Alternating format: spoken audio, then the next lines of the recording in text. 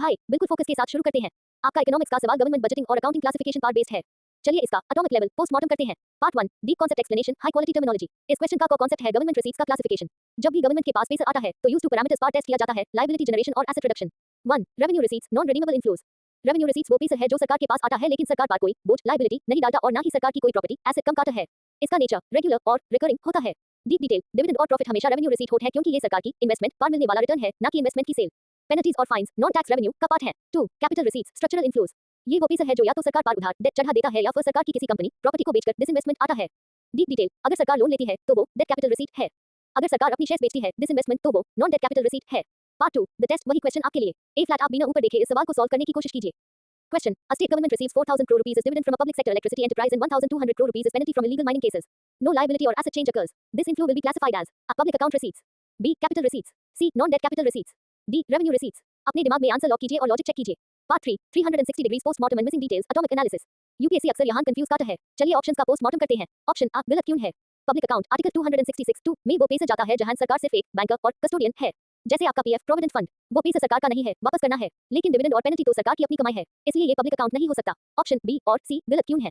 Capital receipts के लिए short condition है कि या तो एसेट डाउन एरो हो या लायबिलिटी अप एरो हो। सवाल में साफ लिखा है नो लायबिलिटी और एसेट चेंज अकर्स, तो कैपिटल का ऑप्शन हाई खत्म हो गया। मिसिंग डिटेल फॉर यूपीएससी आपको ग्रांट्स एंड एड देकर फंसा सकता है। याद रखना सेंट्रल गवर्नमेंट से मिलने वाली ग्रांट्स भी रेवेन्यू रिसीट होती है क्योंकि उन्हें वापस नहीं करना होता। Part 4 environment topic 1 national parks NP. हमारे 26 टॉपिक्स में से पहला टॉपिक है national parks. Definition in law national parks को wildlife protection act WPA 1972 के अंडर स्टेट गवर्नमेंट डिक्लेयर करती है। प्रोटेक्शन लेवल सबसे ज्यादा स्ट्रिक्ट प्रोटेक्शन यहाँ मिलती है। Human activities grazing forestry habitat manipulation बिल्कुल प्रोहिबिटेड है जब तक chief wild life warden permission ना दे, वो भी बहुत रेयर केस में। बाउंड्रीज इनकी बाउंड्रीज फिक्स होती है और इन्हें सिर्फ एक रेजोल्यूशन स्टेट लेजिस्लेचर का पास करके हाई चेंज किया जा सकता है। इंडिया में स्टेटस इंडिया में 106 नेशनल पार्क्स हैं। इस डेटा को एग्जाम से पहले अपडेट जरूर करें। Famous examples in species Hemis Ladakh India का लार्जेस्ट एनपी स्नो लेपर्ड के लिए। South Button ANN smallest NP. Keibul Lamjao Manipur दुनिया का अकेला फ्लोटिंग एनपी सिंधी डेयर के लिए। Kaziranga Assam one horn rhino के लिए। गिर गुजरात एशियाटिक लायंस के लिए। Current affairs deep dive double explanation method. भाई आपने करंट अफेयर्स का टेक्स्ट अभी नहीं भेजा है, लेकिन मैं आपको एक डमी करंट अफेयर जो अभी न्यूज़ में है से समझाता हूं कि मैं कैसे काम करूंगा। मान लीजिए टॉपिक है sovereign green bonds. Explanation 1 deep concept. Sovereign green bonds वो कर्जा है जो सरकार मार्केट से लेती है ताकि वो सिर्फ एनवायरमेंट फ्रेंडली प्रोजेक्ट्स जैसे सोलर एनर्जी या मेट्रो में इन्वेस्ट कर सके। इन बॉन्ड से जो पैसा आता है वो सरकार पर एक लायबिलिटी बैंड है, इसलिए आइस कैपिटल रिसीट माना जाता है। Explanation 1 deep concept. Sovereign green bonds वो कर्जा है जो सरकार मार्केट से लेती है ताकि वो सिर्फ एनवायरमेंट फ्रेंडली प्रोजेक्ट्स जैसे सोलर एनर्जी या मेट्रो में इन्वेस्ट कर सके। इन बॉन्ड से जो पैसा आता है वो सरकार पर एक लायबिलिटी बैंड है, इसलिए आइस कैपिटल रिसीट माना जाता है। Explanation 2 factual data. इंडिया ने अपना पहला ग्रीन बॉन्ड 2023 में इशू किया था और इसका पैसा कंसोलिडेटेड फंड ऑफ इंडिया में जाता है, पर यूज ट्रैक अलग से किया जाता है। इन बॉन्ड्स का interest rate yield normal bond से थोड़ा कम हो सकता है क्योंकि लोग एनवायरमेंट के लिए सस्ता कर्जा देने को तैयार रहते हैं। आइस प्रीमियम बोल्ड है। Explanation 2 factual data. इंडिया ने अपना पहला ग्रीन बॉन्ड 2023 में इशू किया था और इसका पैसा कंसोलिडेटेड फंड ऑफ इंडिया में जाता है, पर यूज ट्रैक अलग से किया जाता है। इन बॉन्ड्स का interest rate yield normal bond से थोड़ा कम हो सकता है क्योंकि लोग एनवायरमेंट के लिए सस्ता कर्जा देने को तैयार रहते हैं। आइस प्रीमियम बोल्ड है। ए फ्लैट आप अपना करंट अफेयर्स का टेक्स्ट या अगला इकोनॉमिक्स क्वेश्चन भेजिए, हम इसी पैटर्न पर आगे बढ़ेंगे।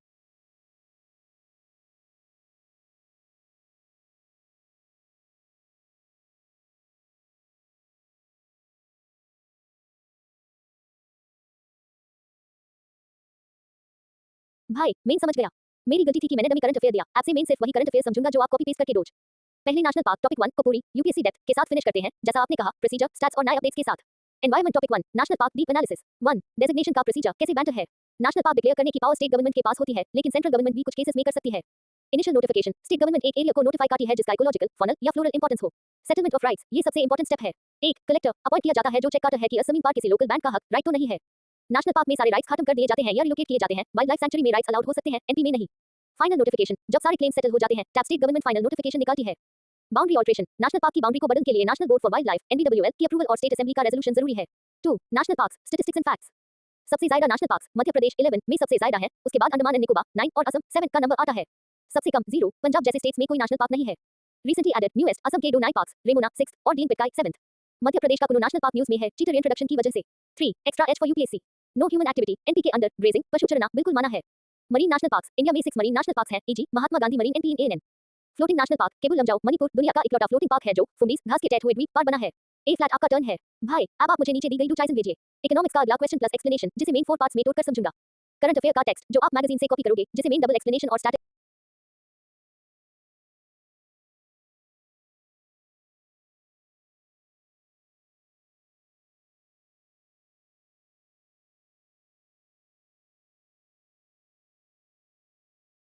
समझ गया भाई, क्रिस्टल क्लियर है। रूल सेट है। इकोनॉमी क्वेश्चन के साथ हाई एनवायरमेंट टॉपिक 26 टॉपिक्स में से एक चलेगा। करंट अफेयर के साथ सिर्फ उसका स्टैटिक पार्ट और डीप एनालिसिस चलेगा। चलिए पहले इकोनॉमी क्वेश्चन Q66 के एक्सप्लेनेशन को आपकी डिमांड के मुताबिक डबल एक्सप्लेनेशन इंग्लिश में सेट कर देते हैं ताकि वो दिमाग में छाप जाए। Part 1 atomic explanation double layer. Point 1 revenue receipts की पहचान। रेवेन्यू रिसीट्स वो पैसा है जो सरकार के पास आता है पर उससे सरकार पर कोई उधार लायबिलिटी नहीं चढ़ता और ना ही सरकार की कोई प्रॉपर्टी एसेट कम होती है। डिविडेंड और पेनल्टी इसी कैटेगरी में आते हैं क्योंकि ये सरकार की कमाई है, सौदा नहीं। पॉइंट 1 रेवेन्यू रिसीट्स की पहचान। रेवेन्यू रिसीट्स वो पैसा है जो सरकार के पास आता है पर उससे सरकार पर कोई उधार लायबिलिटी नहीं चढ़ता और ना ही सरकार की कोई प्रॉपर्टी एसेट कम होती है। डिविडेंड और पेनल्टी इसी कैटेगरी में आते हैं क्योंकि ये सरकार की कमाई है, सौदा नहीं। पॉइंट 2 लायबिलिटी और एसेट का टेस्ट। जब तक सवाल में ये ना लिखा हो कि सरकार ने लोन लिया या शेयर्स बेचे तब तक वो कैपिटल रिसीट नहीं हो सकता। यहाँ 4000 करोड़ रुपीस डिविडेंड है जो इन्वेस्टमेंट पर प्रॉफिट है और 1200 करोड़ रुपीस फाइन है, इसलिए ये दोनों नॉन टैक्स रेवेन्यू रिसीट्स हैं। पॉइंट 2 लायबिलिटी और एसेट का टेस्ट। जब तक सवाल में ये ना लिखा हो कि सरकार ने लोन लिया या शेयर्स बेचे तब तक वो कैपिटल रिसीट नहीं हो सकता। यहाँ 4000 करोड़ रुपीस डिविडेंड है जो इन्वेस्टमेंट पर प्रॉफिट है और 1200 करोड़ रुपीस फाइन है, इसलिए ये दोनों नॉन टैक्स रेवेन्यू रिसीट्स हैं। Part 2 the test same question Q66 A state government receives 4,000 crore rupees as dividend from a public sector electricity enterprise and 1,200 crore rupees as penalty from illegal mining cases. No liability or asset change occurs. This inflow will be classified as A. Public account receipts. B. Capital receipts. C. Non-debt capital receipts. D. Revenue receipts. Part 3 360 degrees post-mortem UPSC level. Public account option A क्यों नहीं? अगर ये पैसा state provident fund का होता तो ये public account में जाता क्योंकि वो सरकार की कमाई नहीं बल्कि जनता की अमानत है जो वापस आनी है। Non debt capital receipt option C कब होता? अगर सरकार ने किसी को पुराना कर्जा लोन दिया होता और वो लोन रिकवरी वापस आती या सरकार अपनी बिजली कंपनी के शेयर्स बेचती, डिसइन्वेस्टमेंट टैब ये ऑप्शन सही होता। Expert tip UPSC fines and penalties को लेकर फंसा सकता है। याद रखना फाइन पेनल्टी हमेशा रेवेन्यू रिसीट होती है और बजट में ये नॉन टैक्स रेवेन्यू के अंदर दिखाई जाती है। Part 4 environment topic 2 wild life sanctuaries WLS। National park हम कर चुके हैं, अब उसका भाई WLS देखते हैं। डेफिनेशन इन लॉ इन्हें भी वाइल्ड लाइफ प्रोटेक्शन एक्ट 1972 के अंडर हाई डिक्लेयर किया जाता है। Rights and activities national park के मुकाबले यहाँ थोड़ी छूट रिलैक्सेशन होती है। यहाँ सर्टेन राइट्स जैसे पशु चरना या लकड़ी एकटा करना अलाउ किए जा सकते हैं बैशार्ट वो वाइल्ड लाइफ को नुकसान ना पहुंचाएं। प्रोसीजर स्टेट गवर्नमेंट नोटिफिकेशन निकालती है। यहाँ सेटलमेंट ऑफ राइट्स कलेक्टर काटा है लेकिन राइट्स को पूरी तरह खत्म करना जरूरी नहीं होता, एनपी में खत्म करना पड़ता है। डिफरेंस फ्रॉम एनपी WLS को नेशनल पार्क में अपग्रेड किया जा सकता है लेकिन नेशनल पार्क को WLS में डाउनग्रेड नहीं किया जा सकता। स्टैट्स इंडिया में लगभग 570 प्लस वाइल्ड लाइफ सैंक्चुअरीज हैं। सबसे ज्यादा ANN आइलैंड्स में है। Famous examples Kutch desert WLS Gujarat greater flamingo के लिए, कावेरी नॉर्थ WLS तमिलनाडु हाथी और ग्रिजल जायंट स्क्विरल के लिए, पेरिया WLS केरला टाइगर्स और एलिफेंट्स के लिए। भाई अब आप अपना current affair text copy paste कीजिए, मैं उसका डबल एक्सप्लेनेशन और डीप स्टैटिक एनालिसिस तैयार रखूंगा।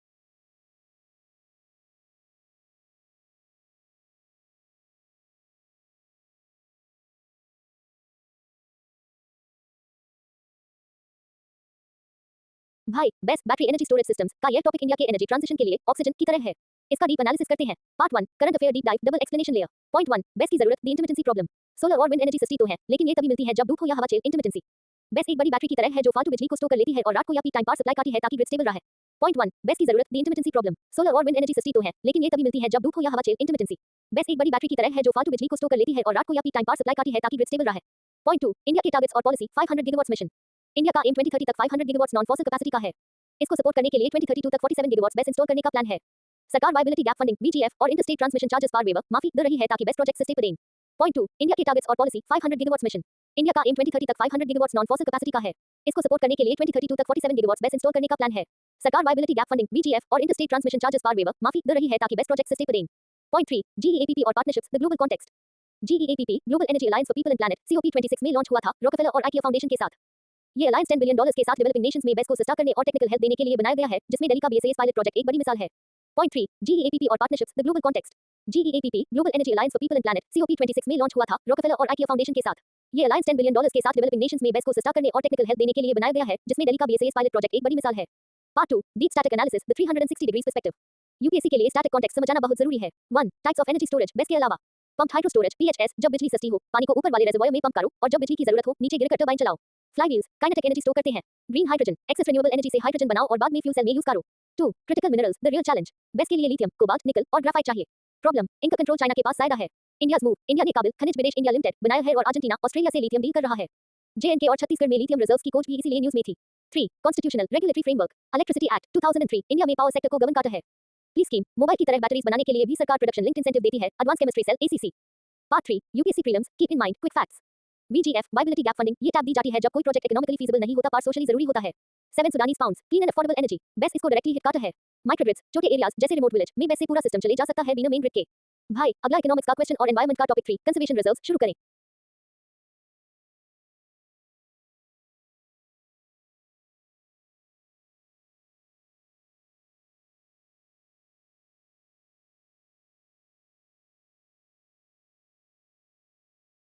भाई अरुणाचल प्रदेश का ये मूव इंडिया की एनर्जी सिक्योरिटी और जियोपॉलिटिक्स दोनों के लिए बहुत बड़ा है।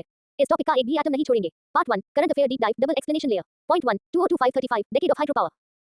अरुणाचल प्रदेश की कैबिनेट ने अगले 10 साल को हाइड्रो पावर का दशक घोषित किया है। स्टेट का टारगेट है कि वो अपनी 58,000 मेगावाट्स की हाइड्रो पावर पोटेंशियल को यूज करे। इसके लिए 2 लाख रुपीस करोड़ से ज्यादा का इन्वेस्टमेंट होगा और लगभग 19 गीगावाट्स इलेक्ट्रिसिटी जनरेट करने का प्लान है। Point 1 2025-35 decade of hydro power. Arunachal Pradesh की कैबिनेट ने अगले 10 साल को हाइड्रो पावर का दशक घोषित किया है। स्टेट का टारगेट है कि वो अपनी 58,000 मेगावाट्स की हाइड्रो पावर पोटेंशियल को यूज करे। इसके लिए 2 लाख रुपीस करोड़ से ज्यादा का इन्वेस्टमेंट होगा और लगभग 19 गीगावाट्स इलेक्ट्रिसिटी जनरेट करने का प्लान है। Point 2 revenue model free power and escrow. State को हर प्रोजेक्ट से 12% फ्री पावर मिलेगी और 1% extra local area development fund के लिए मिलेगा। इस रेवेन्यू को सही से मैनेज करने के लिए एक एस्क्रो अकाउंट बनाया जाएगा ताकि पैसे सिर्फ लॉन्ग टर्म सस्टेनेबल ग्रोथ और टाउनशिप्स, न्यू इनकम और न्यू गेकू बनाने में खर्च हो। Point 2 revenue model free power and escrow. State को हर प्रोजेक्ट से 12% फ्री पावर मिलेगी और 1% extra local area development fund के लिए मिलेगा। इस रेवेन्यू को सही से मैनेज करने के लिए एक एस्क्रो अकाउंट बनाया जाएगा ताकि पैसे सिर्फ लॉन्ग टर्म सस्टेनेबल ग्रोथ और टाउनशिप्स, न्यू इनकम और न्यू गेकू बनाने में खर्च हो। पॉइंट 3 सम और China factor strategic security. Siang upper multipurpose project सम 11,000 मेगावाट्स जनरेट करेगा। ये चाइना के तिब्बत में बन रहा 60,000 मेगावाट्स प्रोजेक्ट का काउंटर है। इस प्रोजेक्ट को नेशनल प्रोजेक्ट का दर्जा दिया गया है क्योंकि ये इंडिया की वाटर सिक्योरिटी और नेशनल सिक्योरिटी के लिए क्रिटिकल है। पॉइंट 3 सम और China factor strategic security. Siang upper multipurpose project सम 11,000 मेगावाट्स जनरेट करेगा। ये चाइना के तिब्बत में बन रहा 60,000 मेगावाट्स प्रोजेक्ट का काउंटर है। इस प्रोजेक्ट को नेशनल प्रोजेक्ट का दर्जा दिया गया है क्योंकि ये इंडिया की वाटर सिक्योरिटी और नेशनल सिक्योरिटी के लिए क्रिटिकल है। Part 2 deep static analysis the 360 degrees perspective. UPSC के लिए इसका बैकग्राउंड समझना बहुत जरूरी है। 1 hydro power in India basics. Classification 25 megawatt से कम वाले प्रोजेक्ट्स को small hydro ministry of new and renewable energy कहते हैं और उससे बड़े प्रोजेक्ट्स को large hydro ministry of power कहते हैं। रिन्यूएबल स्टेटस 2019 में भारत सरकार ने लार्ज हाइड्रो पावर प्रोजेक्ट्स को भी रिन्यूएबल एनर्जी सोर्स घोषित कर दिया था। 2 the Brahmaputra river system geography. Yarlung Tsangpo China में ब्रह्मपुत्र को इसी नाम से जाना जाता है। शियांग दिहांग जब ये रिवर अरुणाचल में एंटर करती है तो शियांग या दिहांग बोर्ड है। इसके बाद ये असम में ब्रह्मपुत्र बनती है। मेजर ट्रिब्यूटरीज लोहित, सुबनसिरी, कमेंग और दिबांग। इन सब पर बड़े डैम्स प्रपोज्ड हैं eg. Dibang multipurpose project. 3 national project status. जब किसी प्रोजेक्ट को नेशनल प्रोजेक्ट घोषित किया जाता है तो उसके इरिगेशन एनवायरमेंटल कंपोनेंट का 90% खर्चा सेंट्रल गवर्नमेंट उठाती है। सम इसी कैटेगरी में है। 4 strategic importance the China threat. China Tibet में ग्रेट बेंड पार डैम बना रहा है। अगर चाइना वहां से पानी रोक ले या एक साथ छोड़ दे फ्लैश फ्लड्स तो इंडिया के नॉर्थ ईस्ट में तबाही आ सकती है। इसलिए इंडिया को लोअर राइपेरियन स्टेट होने के नाते अपने डैम पहले बनाने होंगे ताकि ट्रायल अप्रोप्रिएशन का क्लेम मजबूत हो सके। पार्ट 3 यूपीएससी प्रीलिम्स की टर्मिनोलॉजीज। एस्क्रो अकाउंट ये एक थर्ड पार्टी अकाउंट होता है जहां पैसे तभी निकलता है जब कुछ स्पेसिफिक कंडीशंस पूरी हो जाएं। Free power royalty private companies जब किसी स्टेट में डैम बनाती हैं तो स्टेट की जमीन और रिसोर्सेज यूज करने के बदले मुफ्त बिजली देती हैं। Run of the river road वो प्रोजेक्ट्स जिसमें बड़े रिजर्वॉयर की जरूरत नहीं होती, बस नदी के बहाव से बिजली बनती है। लेकिन सम एक मल्टीपर्पज स्टोरेज प्रोजेक्ट है। भाई अब इकोनॉमिक्स का अगला क्वेश्चन Q67 और हमारा एनवायरनमेंट टॉपिक 3 कंजर्वेशन रिजर्व्स शुरू करें।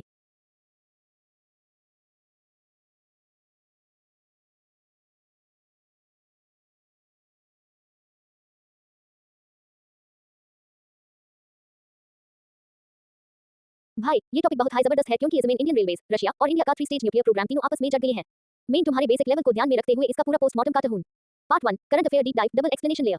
पॉइंट 1 आरवीएनएल और रोसेटम की deal SMRs for railways. Rail Vikas Nigam Limited RVNL Russia की कंपनी रोसेटम के साथ मिलकर स्मॉल मॉड्यूलर रिएक्टर्स एसएमआरस बनाने की बात कर रहा है। इन रिएक्टर्स का यूज फॉर बड़े रेलवे प्रोजेक्ट्स जैसे ऋषिकेश कर्णप्रयाग लाइन की एनर्जी जरूरत पूरी करने के लिए होगा ताकि इंडियन रेलवे 2030 तक नेट जीरो कार्बन एमिशन बैन सके। पॉइंट 1 आरवीएनएल और रोसेटम की deal SMRs for railways. Rail Vikas Nigam Limited RVNL Russia की कंपनी रोसेटम के साथ मिलकर स्मॉल मॉड्यूलर रिएक्टर्स एसएमआरस बनाने की बात कर रहा है। इन रिएक्टर्स का यूज फॉर बड़े रेलवे प्रोजेक्ट्स जैसे ऋषिकेश कर्णप्रयाग लाइन की एनर्जी जरूरत पूरी करने के लिए होगा ताकि इंडियन रेलवे 2030 तक नेट जीरो कार्बन एमिशन बैन सके। पॉइंट 2 स्मॉल मॉड्यूलर रिएक्टर्स एसएमआरस क्या है? एसएमआरस वो छोटे न्यूक्लियर रिएक्टर्स होते हैं जिनकी कैपेसिटी 300 मेगावाट तक होती है। इनका फायदा ये है कि ये कम जगह गट है, इन्हें फैक्ट्री में बनाकर कहीं भी इंस्टॉल किया जा सकता है। मॉड्यूलर और ये बड़े न्यूक्लियर प्लांट्स के मुकाबले ज्यादा सेफ और सस्टेन होते हैं। पॉइंट 2 स्मॉल मॉड्यूलर रिएक्टर्स एसएमआरस क्या है? एसएमआरस वो छोटे न्यूक्लियर रिएक्टर्स होते हैं जिनकी कैपेसिटी 300 मेगावाट तक होती है। इनका फायदा ये है कि ये कम जगह गट है, इन्हें फैक्ट्री में बनाकर कहीं भी इंस्टॉल किया जा सकता है। मॉड्यूलर और ये बड़े न्यूक्लियर प्लांट्स के मुकाबले ज्यादा सेफ और सस्टेन होते हैं। पॉइंट 3 बजट और फ्यूचर टारगेट्स। यूनियन बजट 2025-26 में एसएमआरस के लिए 20,000 करोड़ रुपए दिए गए हैं। इंडिया का टारगेट है कि 2033 तक 5 देसी इंडिजिनस एसएमआरस चालू हो जाए और 2047 तक इंडिया की टोटल न्यूक्लियर कैपेसिटी 100 गीगावाट पहुंच जाए। पॉइंट 3 बजट और फ्यूचर टारगेट्स। यूनियन बजट 2025-26 में एसएमआरस के लिए 20,000 करोड़ रुपए दिए गए हैं। इंडिया का टारगेट है कि 2033 तक 5 देसी इंडिजिनस एसएमआरस चालू हो जाए और 2047 तक इंडिया की टोटल न्यूक्लियर कैपेसिटी 100 गीगावाट पहुंच जाए। Part 2 deep static analysis and basics the atomic level. भाई तुमने कहा बेसिक हल्का है तो पहले ये दो शब्द दिमाग में बिठा लो। फिसाइल मटेरियल द फ्यूल वो जो टोरेंट फैट कर एनर्जी देता, example U235 U239 U233। Fertile material the raw material वो जो खुद नहीं फैटता लेकिन उस पर न्यूट्रॉन मारो तो वो फिसाइल बन जाता है, example U238 TH232। India 3 phase nuclear program Homi J. Bhabha's plan stage 1 PHWR pressurised heavy water reactor. Fuel natural uranium, इसमें U238 ज्यादा होता है। काम बिजली बनाता है प्लस बाय प्रोडक्ट में प्लूटोनियम 239 239 निकालता है। याद रखो स्टेज 1 सिर्फ इसलिए है ताकि STAGE2 के लिए 239 मिल सके। Stage 2 FBR fast breeder reactor. Fuel 239 जो स्टेज 1 से आया। खासियत इसके चारों तरफ थोरियम TH232 की चादर ब्लैंकेट लपेटी जाती है। ये रिएक्टर जितना फ्यूल खाता है उससे ज्यादा फ्यूल ब्रीड पैदा करता है। आउटपुट 239 से बिजली प्लस थोरियम कन्वर्ट हो जाता है यूरेनियम 233 U233 में। Stage 3 thorium based reactors. Fuel U233 जो STAGE2 से आया प्लस थोरियम। टारगेट इंडिया के पास दुनिया का सबसे ज्यादा थोरियम है मोनाजाइट सैंड में। स्टेज 3 का मकसद है इसी थोरियम से हजारों साल तक बिजली बनाना। पार्ट 3 यूपीएससी प्रीलिम्स एच एक्स्ट्रा फैक्ट्स। थोरियम कहां मिलता है? इंडिया के कोस्टल एरियाज की मोनाजाइट सैंड में केरला, तमिलनाडु, ओडिशा। कुछ इनलैंड एरियाज जैसे झारखंड और छत्तीसगढ़ में भी है। ऋषिकेश कर्णप्रयाग लाइन ये उत्तराखंड में एक स्ट्रेटेजिक रेलवे लाइन है जो चारधाम कनेक्टिविटी को मजबूत करेगी। इस जमीन बहुत सारी टनल्स हैं इसलिए एनर्जी सप्लाई के लिए एसएमआरस बेस्ट है। रोसेटम ये रशिया की state own nuclear energy company है जो इंडिया में कुडनकुलम न्यूक्लियर पावर प्लांट भी बना रही है। मॉडरेटर वीएस कूलेंट PHWR में हैवी वाटर D_2O दोनों का काम काटा है। मॉडरेटर न्यूट्रॉन्स को धीमा काटा है और कूलेंट गर्मी को बाहर निकालता है। Part 4 environment topic 3 conservation reserves. जैसा हमारा प्लान था, इकोनॉमी करंट के साथ एनवायरमेंट का topic. Law Indian wild life protection amendment act 2002 के अंडर लाया गया था। ओनरशिप, ये हमेशा गवर्नमेंट ओन लैंड पार होट है, यही मेन डिफरेंस है कम्युनिटी रिजर्व से। लोकेशन, ये अक्सर नेशनल पार्क्स या सैंक्चुअरीज के बफर जोन या उनके बीच के माइग्रेशन कॉरिडोर्स होट है। मैनेजमेंट, इसका मैनेजमेंट एक कंजर्वेशन रिजर्व मैनेजमेंट कमेटी काटी है। इंडिया फर्स्ट तमिलनाडु का तिरुपरायमरुथुर कंजर्वेशन रिजर्व पहला था। डुगोंग कंजर्वेशन रिजर्व इंडिया का पहला डुगोंग सिकाउ रिजर्व पार्क बे तमिलनाडु में नोटिफाई किया गया है, यूपीएससी के लिए बहुत इंपॉर्टेंट है। भाई कैसे लगा एनालिसिस? कुछ रेट तो नहीं गया? ए फ्लैट आप अगला इकोनॉमी का क्वेश्चन Q67 भेजिए, हम उसके साथ एनवायरमेंट टॉपिक 4 कम्युनिटी रिजर्व्स करेंगे।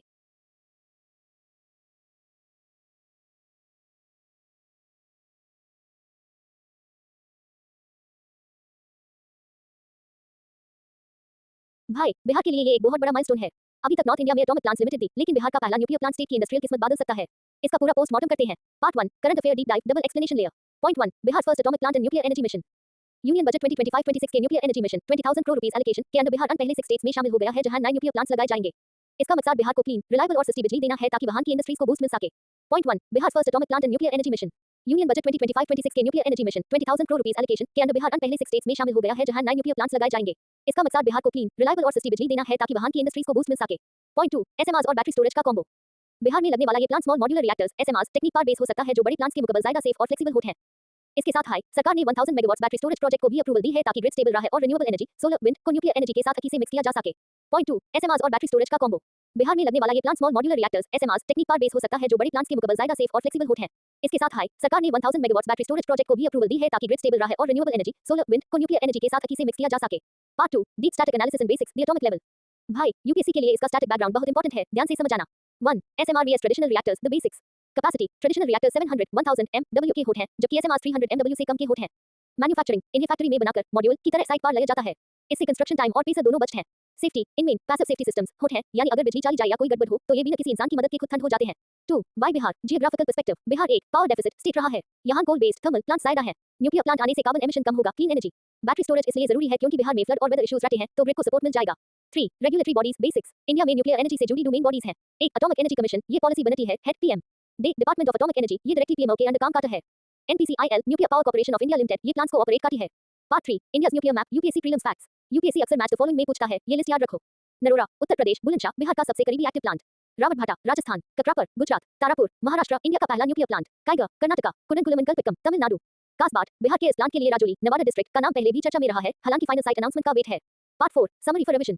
Budget 20,000 crore rupees. Tech SMR small modular reactor extra 1000 megawatt battery storage mission net zero by 2070 India goal. भाई क्या आपको एसएमआर और बैटरी स्टोरेज के बीच का लिंक समझ में आया? एक फ्लैट आप अपना इकोनॉमिक्स का अगला क्वेश्चन Q67 भेजिए, उसके साथ हम एनवायरमेंट टॉपिक 4 कम्युनिटी रिजर्व्स को डीप डाइव करेंगे।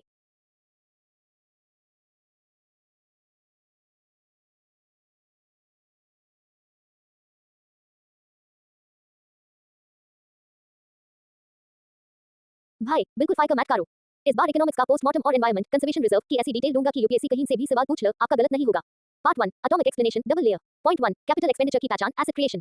कैपिटल एक्सपेंडिचर कैपेक्स वो खर्चा है जिससे सरकार की कोई नई प्रॉपर्टी या एसेट बैंटर है, जैसे क्रेन्स खरीदना या पोर्ट मॉडर्नाइज करना या फिर पुराना कर्जा लोन प्रिंसिपल चुकाया जाता है। ये खर्चा देश की प्रोडक्टिव कैपेसिटी को बढ़ाता है। पॉइंट 1 कैपिटल एक्सपेंडिचर की पहचान asset creation. Capital expenditure capex वो खर्चा है जिससे सरकार की कोई नई प्रॉपर्टी या एसेट बैंटर है, जैसे क्रेन्स खरीदना या पोर्ट मॉडर्नाइज करना या फिर पुराना कर्जा लोन प्रिंसिपल चुकाया जाता है। ये खर्चा देश की प्रोडक्टिव कैपेसिटी को बढ़ाता है। पॉइंट 2 रेवेन्यू वीएस कैपिटल का डिफरेंस। सरकार जब तनख्वाह सैलरी देती है या लोन पर ब्याज इंटरेस्ट भरती है, तो उसे कोई नई बिल्डिंग या मशीन नहीं बनती, इसलिए वो रेवेन्यू एक्सपेंडिचर है। लेकिन जब उसी पैसे से क्रेन्स खरीद जाए तो वो कैपिटल एक्सपेंडिचर बन जाता है, क्योंकि अब सरकार के पास एक नया फिजिकल एसेट है। पॉइंट 2 रेवेन्यू वीएस कैपिटल का डिफरेंस। सरकार जब तनख्वाह सैलरी देती है या लोन पर ब्याज इंटरेस्ट भरती है, तो उसे कोई नई बिल्डिंग या मशीन नहीं बनती, इसलिए वो रेवेन्यू एक्सपेंडिचर है। लेकिन जब उसी पैसे से क्रेन्स खरीद जाए तो वो कैपिटल एक्सपेंडिचर बन जाता है, क्योंकि अब सरकार के पास एक नया फिजिकल एसेट है। Part 2 the test same question Q67 the union government releases funds to upgrade a major port by purchasing new cargo handling cranes and modernizing its terminal infrastructure. Interest payments on previous loans continue separately. This spending is classified as A. Revenue expenditure, B. Capital expenditure, C. Transfer expenditure, D. Public account outflow. Part 3 360 degrees post-mortem UPSC depth. Interest payments का खेल। सवाल में एक line है, interest payments continue separately. UPSC यहाँ फंसता है। याद रखना, लोन का इंटरेस्ट भरना रेवेन्यू एक्सपेंडिचर है, लेकिन लोन का प्रिंसिपल मूलधन वापस करना कैपिटल एक्सपेंडिचर है। ट्रांसफर एक्सपेंडिचर ऑप्शन सी क्यों नहीं? अगर सरकार किसी को स्कॉलरशिप या सब्सिडी देती जिसके बदले सरकार को कुछ नहीं मिल रहा, तो वो ट्रांसफर पेमेंट होता। यहाँ तो सरकार को क्रेन्स और पोर्ट इंफ्रास्ट्रक्चर मिल रहा है। एसेट ट्रांसफॉर्मेशन, जब भी इकोनॉमी में एफिशिएंसी बढ़ती है, मॉडर्नाइजेशन वो हमेशा कैपिटल अकाउंट को हिट करती है। Part 4 environment topic 3 conservation reserves A to Z detail. भाई तुमने कहा था पूरी डिटेल, तो ये लो इसका पीएचडी लेवल ब्रेकअप। 1 कानून और शुरू द लॉ। इन्हें wild life protection amendment act 2002 के जरिए इंट्रोड्यूस किया गया था। ये कैटेगरी पहले 1972 के एक्ट में नहीं थी। 2 जमीन का मालिकी हक ओनरशिप। सबसे इंपॉर्टेंट पॉइंट, कंजर्वेशन रिजर्व हमेशा सरकारी जमीन, गवर्नमेंट लैंड पर हाई बनाए जाते हैं, खास करके वो एरिया जो नेशनल पार्क या सैंक्चुअरीज के पास हो। नोट, अगर यही चीज प्राइवेट लैंड पर हो तो यूज कम्युनिटी रिजर्व बोल्ड है। 3 पर्पस क्यों बनेट है। ये डू प्रोटेक्टेड एरियाज के बीच में इकोलॉजिकल ब्रिज या कॉरिडोर का काम करते हैं ताकि जानवर एक जगह से दूसरी जगह सुरक्षित जा सकें। इनका मकसद लैंडस्केप, फ्लोरा, फौना और उनके हैबिटेट को बचाना होता है। 4 डिक्लेरेशन प्रोसीजर कौन बनाता है। स्टेट गवर्नमेंट नोटिफाई करती है, लेकिन पहले वो लोकल कम्युनिटी से कंसल्ट करती है। इनका मैनेजमेंट एक कंजर्वेशन रिजर्व मैनेजमेंट कमेटी करती है, जिसमें फॉरेस्ट डिपार्टमेंट के लोग और लोकल ग्राम सभा के लोग शामिल होते हैं। 5 राइट्स और रिस्ट्रिक्शंस। नेशनल पार्क के मुकाबले यहाँ रूल्स थोड़े फ्लेक्सिबल होते हैं। लोकल लोगों के ट्रेडिशनल राइट्स जैसे लकड़ी या माइनर फॉरेस्ट प्रोड्यूस को कमेटी रेगुलेट करती है ताकि कंजर्वेशन भी हो और लोगों का गुजारा भी। 6 इंडिया के फैक्ट्स फ्रीडम स्पेशल। पहला कंजर्वेशन रिजर्व तमिलनाडु का तिरुपति 2005। सबसे ज्यादा जम्मू एंड कश्मीर और राजस्थान में इनकी संख्या काफी ज्यादा है। Famous example in news, Beas river conservation reserve Punjab, Indus river dolphin के लिए। Dugong conservation reserve Palk bay टीएन इंडिया का पहला sea cow reserve. Bankapura peacock conservation reserve Karnataka मोरन के लिए। भाई अब आप अपना अगला करंट अफेयर का टेक्स्ट भेजिए, उसका डबल एक्सप्लेनेशन और स्टैटिक पार्ट तैयार है। अगला एनवायरमेंट टॉपिक हमारा कम्युनिटी रिजर्व्स होगा।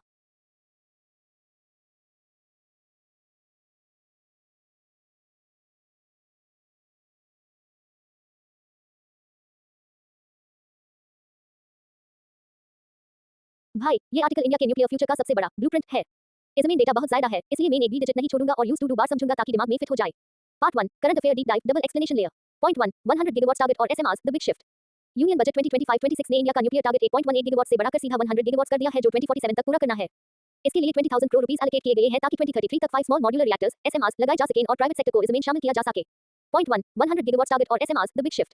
यूनियन बजट 2025-26 ने इंडिया का न्यूक्लियर टारगेट 8.18 गीगावाट से बढ़ाकर सीधा 100 गीगावाट कर दिया है, जो 2047 तक पूरा करना है। इसके लिए 20,000 करोड़ रुपीस एलोकेट किए गए हैं ताकि 2033 तक 5 स्मॉल मॉड्यूलर रिएक्टर्स एसएमआरस लगाए जा सकें और प्राइवेट सेक्टर को इसमें शामिल किया जा सके। पॉइंट 2 हिस्ट्री और isolation from Apsara to NST waiver. India का न्यूक्लियर साफा 1956 में अप्सरा एशिया का पहला रिसर्च रिएक्टर से शुरू हुआ था, लेकिन 1974 के स्माइलिंग बुद्धा टेस्ट के बाद इंडिया 5 साल तक इंटरनेशनल पाबंदी रही। 1998 के टेस्ट और बाद में NST Nuclear Suppliers Group waiver मिलने से हाई इंडिया को बाहर से फ्यूल और रिएक्टर्स मंगवाने की इजाजत मिली। पॉइंट 2 हिस्ट्री और isolation from Apsara to NST waiver. India का न्यूक्लियर साफा 1956 में अप्सरा एशिया का पहला रिसर्च रिएक्टर से शुरू हुआ था, लेकिन 1974 के स्माइलिंग बुद्धा टेस्ट के बाद इंडिया 5 साल तक इंटरनेशनल पाबंदी रही। 1998 के टेस्ट और बाद में NST Nuclear Suppliers Group waiver मिलने से हाई इंडिया को बाहर से फ्यूल और रिएक्टर्स मंगवाने की इजाजत मिली। पॉइंट 3 लीगल और financial challenges the road blocks.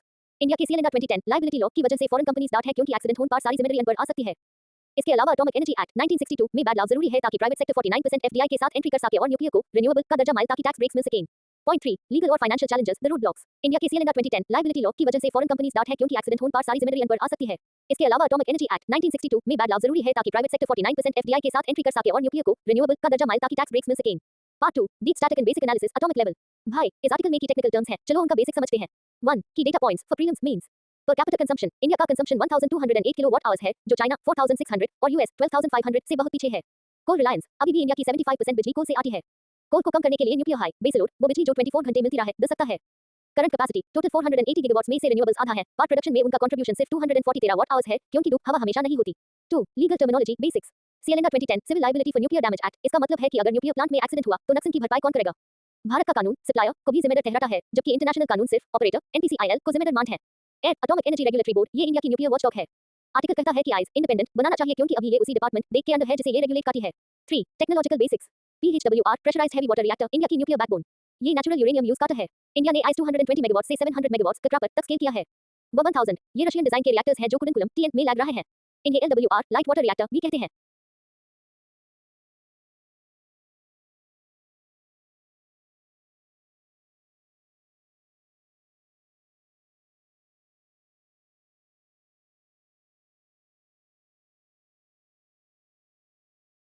Part 3 UPSC potential questions static connect. Q why is nuclear energy considered green? Basics इसमें ग्रीनहाउस गैसेस CO2 नहीं निकालती। एक छोटा सा यूरेनियम पैलेट कई टन कोयले के बराबर बिजली देता है। चैलेंज इसका waste management radio active waste सबसे बड़ी समस्या है। Q what is the NSG waiver. Context India ने NPT non proliferation treaty sign नहीं की है, इसलिए कोई देश हमें फ्यूल नहीं दे सकता था। 2008 में US India civil nuclear deal के बाद एनएसजी ने इंडिया को स्पेशल छूट दी। Part 4 key facts checklist one liners. अप्सरा 1956 एशिया का पहला research reactor Trombe. Tarapur 1963 Asia का पहला पावर रिएक्टर महाराष्ट्र। माही बांसवाड़ा राजस्थान एनपीसीआईएल एनटीपीसी का नया joint venture project. COP28 target nuclear energy को 333 गुना करने का ग्लोबल टारगेट।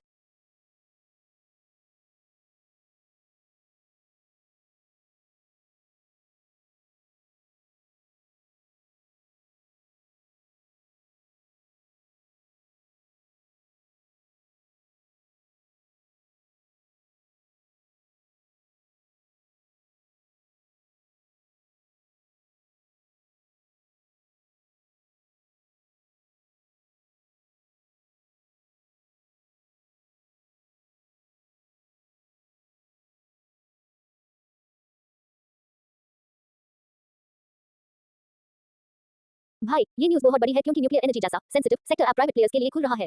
सबसे पहले मेन तुम्हारा बेसिक क्लियर काटा हूं यूनिट्स को लेकर क्योंकि यूपीएससी में नंबर्स और उनकी यूनिट्स का काफी खेल होता है। पार्ट 1 बेसिक यूनिट्स का ब्रेकडाउन किलोवाट से गीगावाट तक। पहले ये स्केल दिमाग में बिठा लो, ये बिजली नापने की यूनिट्स हैं। वॉट डब्ल्यू सबसे छोटी यूनिट जैसे आपका 9W का LED bulb. Kilowatt KW 10 caret 3 watts 1000 watts. घर का एसी लगभग 1.5 या 2 किलोवाट्स का होता है। Megawatt MW 10 caret 6 watts 1 million watts. एक छोटा पावर प्लांट या बड़ी फैक्ट्री एमडब्ल्यू में बिजली कैटेट बनेट है। Gigawatt GW 10 caret 9 watts 1000 megawatts. देश के बड़े टारगेट्स हमेशा जीडब्ल्यू में होते हैं। Terawatt TW 10 caret 12 watts 1000 gigawatts. ये पूरे देश की टोटल कैपेसिटी नापने के लिए यूज होता है। इंडिया का scorecard current VS target अभी कहां है? न्यूक्लियर कैपेसिटी अभी लगभग 8.78 गीगावाट्स या 8780 मेगावाट्स है।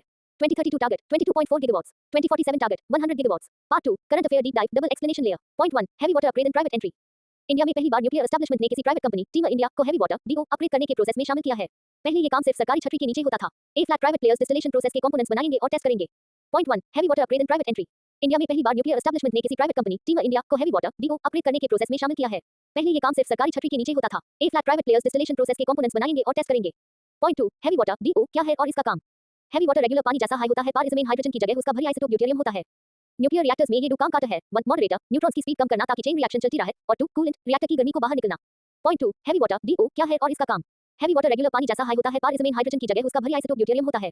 न्यूक्लियर रिएक्टर्स में ये दो काम करता है। 1 मॉडरेटर न्यूट्रॉन्स की स्पीड कम करना ताकि चेन रिएक्शन चलती रहे और 2 कूलेंट रिएक्टर की गर्मी को बाहर निकलना। Part 3 deep static analysis the atomic level.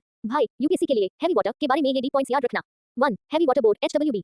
India में हेवी वाटर का प्रोडक्शन और मैनेजमेंट हेवी वाटर बोर्ड का है जो डिपार्टमेंट ऑफ एटॉमिक एनर्जी देख के अंडर आता है। इनके प्लांट्स कहां है? बड़ौदा, टूटिकोरन, कोटा, मनुगुरु, थाल, हजीरा और Talcher. 2 isotope concepts basics for you. Hydrogen caret 1H normal hydrogen 99.9% यही होता है। ड्यूटेरियम स्क्वायर्ड H या D इसमें एक न्यूट्रॉन एक्स्ट्रा होता है। ये हेवी वाटर बनाता है। ट्रिटियम क्यूब्ड H ये रेडियोएक्टिव होता है। 3 डिस्टिलेशन प्रोसेस क्यों? रिएक्टर में काम करते करते हेवी वाटर में नॉर्मल पानी लाइट वाटर मिल जाता है जिससे उसकी प्योरिटी कम हो जाती है। 99.9% प्योरिटी के बिना रिएक्टर सही से काम नहीं करेगा।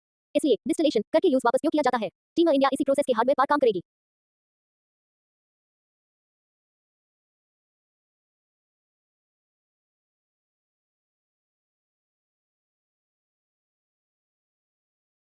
Part 4 UPSC prelims edge the must know facts. PHWR pressurised heavy water reactor India के ज्यादा रिएक्टर्स इसी टाइप के हैं इसलिए हमें बहुत सारे हेवी वाटर की जरूरत पड़ती है। Nuclear energy mission 20,000 crore rupees का मिशन है जो स्मॉल मॉड्यूलर रिएक्टर्स SMRs बनाने पर फोकस कर रहा है। 24 ऑपरेशनल रिएक्टर्स इंडिया में अभी 24 रिएक्टर्स काम कर रहे हैं। भाई क्या हेवी वाटर का कांसेप्ट और units KW, MW, GW clear है? ए फ्लैट आप अपना इकोनॉमिक्स का अगला क्वेश्चन Q68 भेजिए जिसके साथ हम हमारा एनवायरनमेंट टॉपिक 4 कम्युनिटी रिजर्व शुरू करेंगे। मैंने पहले वाले में कंजर्वेशन रिजर्व्स पूरा डिटेल में दे दिया था।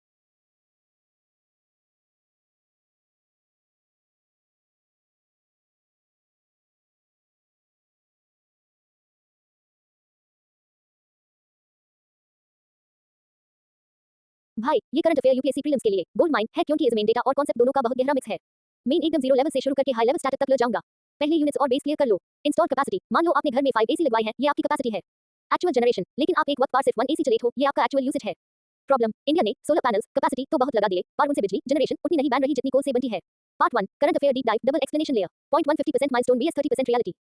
इंडिया ने अपनी टोटल कैपेसिटी 484 गीगावाट्स का 50% non fossil solar wind nuclear ETC से अचीव कर लिया है जो हमारे पेरिस एग्रीमेंट के टारगेट से 5 साल पहले है।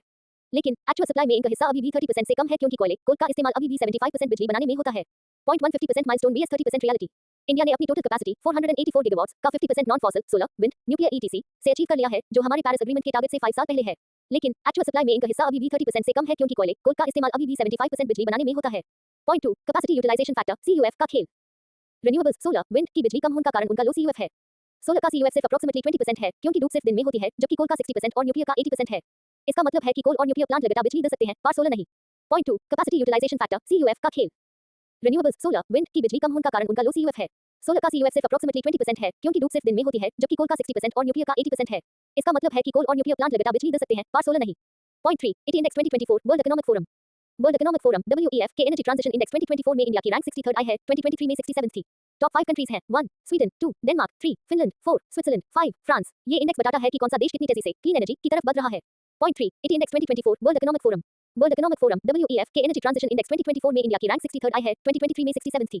टॉप 5 कंट्रीज हैं 1 Sweden, 2 Denmark, 3 Finland, 4 Switzerland, 5 France. ये इंडेक्स बताता है कि कौन सा देश कितनी तेजी से क्लीन एनर्जी की तरफ बढ़ रहा है। Part 2 deep static analysis and basics the atomic level. भाई यूपीएससी ऐसे कॉन्सेप्ट्स को स्टेटमेंट बनाकर पूछता है। 1 CUF capacity utilisation factor zero level समझो। मान लो एक 100 मेगावाट्स का सोलर प्लांट है। अगर वो 24 घंटे फुल बिजली बनाए तो वो 100% कब होगा? लेकिन रात को धूप नहीं होती, बादल आ जाते हैं, इसलिए वो दिन भर में एवरेज सिर्फ 20 मेगावाट्स हाई बना पाता है। Formula CUF equals fract text actual energy generated text maximum possible energy. UPSC tip, CUF जितना ज्यादा होगा प्लांट उतना हाई एफिशिएंट माना जाएगा। 2 base load vs intermittent power. Base load वो बिजली जो 24/7 चाहिए, कोल, न्यूक्लियर, लार्ज हाइड्रो। इंटरमिटेंट वो जो आती जाती रहती है, solar, wind. Solution hybrid projects और बैटरी स्टोरेज बेस्ट ताकि दिन की सोलर बिजली रात को यूज हो सके। 3 smart grids and differential tariffs. सरकार प्लान कर रही है कि दिन में बिजली सस्ती कर दी जाए क्योंकि सोलर का सरप्लस है और रात को महंगी। इससे लोग भरी मशीन्स दिन में चलाएंगे। इसके लिए स्मार्ट मीटर्स की जरूरत पड़ेगी। Part 4 world economic forum WEF static part.